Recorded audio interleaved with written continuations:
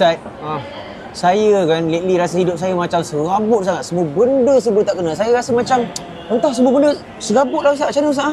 Serabut? Tak tenang. Tak tenang. Ar-Ra'du ayat 28. Ustaz, saya rasa ni hidup saya penuh dengan dosa.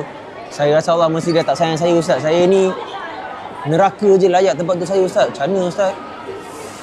Az-Zumar ayat 53.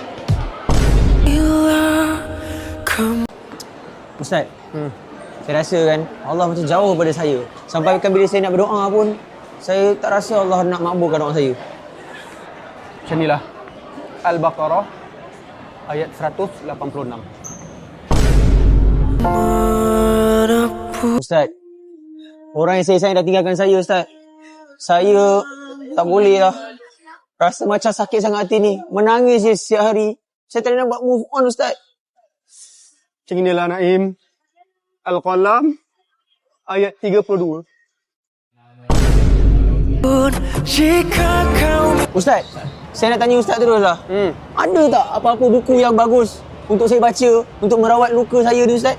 Buku yang bagus merawat luka. Ya. Mestilah ada. Buku kitab move on. Siapa tulis Ustaz? Saya dan awak. Saya nak tanda tangan Ustaz boleh? Awak penulis ke? Saya pun tangan ni. Saya pun nak. Saya pun nak. Kat mana Ustaz? Ada pen. Saya nak pen Ustaz. Nak tanda kaki? Oh, tak.